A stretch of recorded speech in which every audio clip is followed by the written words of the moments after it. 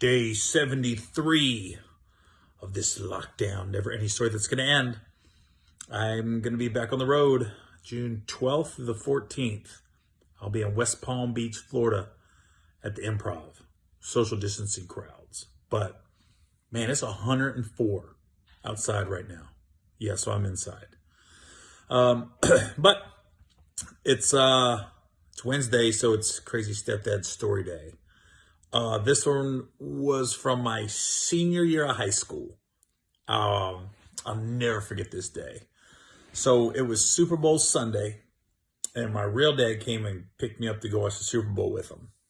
So we got back to the trailer after the Super Bowl. So it was like, East Coast, Ohio, Super Bowl don't end till like 10, 11. So I got home like at midnight. So when I walk in the trailer, every time I would go with my real dad, my stepdad would just go. I'd come home and it was a nightmare for whatever reason. I don't know what his deal was. But so I come back to the trailer and my stepdad tells me, first he says I gotta get a job. Hey man, you gotta get a job. And I was like, huh? He said, I'm sick of you freeloading off your mother. You gotta get a job. Keep in mind, he ain't got a job.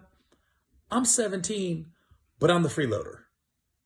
So then he goes, I said, I don't have a car. I don't have a driver's license. Are you going to take me to work? He goes, no. I said, well, how am I going to get to work? He goes, that's not my problem. But you got to get a job. Now, keep in mind, I am a senior in high school. I am 17 years old, and I had already joined the Navy. I already knew I had a job once I graduated. And so then he goes, so then he told me to like clean up the living room. The dishes were full of dirt. The sink was full of dirty dishes. He tells me to do dishes. He literally gave me like 8 jobs to do when I got home. And I just went, I'm out. I'm sick of this. So I did all the stuff he asked me to do. I cleaned the living room, cleaned the kitchen, all these other little odd jobs he had me doing. And I wasn't home all day. I've been gone. So the last thing I'm going to do is take out the garbage. So when you take out the garbage, you got to walk out our front door, and we had a little shed next to our trailer, and the garbage cans were behind the shed. So I tie up the garbage, and I made sure it was the last thing I do, and I already made a decision. I'm out. I'm running away. I can't do this. And I take the garbage out. I remember snowing like I put it in the garbage can, and I looked back, and I was like, it. So I just started taking off. And we had this big field behind our trailer. So I'm running down this field, and I look back, and I can still see my mom and stepdad. I can still see their bedroom light on. So I was like, they got to be up. So I'm running, I'm looking back. And, in your brain, you're like, oh, he's going to come out. He's going to start following me. And you ever see the horror movies? When someone's getting chased through the woods or something, and they trip, and you always think, why do people always trip? Well, usually it's women, like the girls always trip. Why do the girls always trip? I look back to see if they realize I'm running away. This is all within the first 15 seconds of me running away. And I freaking tripped. Like I looked back and I went, doo. I'm rolling in the snow. I was like, I remember going through my brain going, holy shit, that's real. In the horror movies, people really do trip when they're scared. So then I went to a friend's trailer, and I called my buddy Mike, who's still one of my best friends to this day. And I walked to my buddy's trailer. And keep it, when I say buddy, the dude was a grown man, but trailer parks, you just kind of hang out in people's trailer. So I walked in, I knocked on his trailer door. He let me in. I said, can I use your phone? Because this is the early 90s. There ain't no cell phones. So he let me use his phone, called my buddy Mike. Thank God Mike answered. I said, Mike, can you pick me up? And he literally went, what's up? And I didn't answer. He said my stepdad's name, and I go, yeah. He goes, I'm on my way. So here he knew where to pick me up. So we had this little corner store in front of the trailer park called Jamie's Market. So I was hiding behind Jamie's Market in the high grass area. It wasn't like trees. It was like just high grass that was never cut behind this convenience store. So I'm hiding, and Mike pulled up, flashed his lights like 3 times, and I ran out of these bushes and got in his car and took off. And I ended up going to school for the next 2 weeks. I went to school. I just stayed at Mike's house, and I ended up wearing Mike's clothes, people were calling me his name. It was like Gary Heineman because his name was Mike Heineman.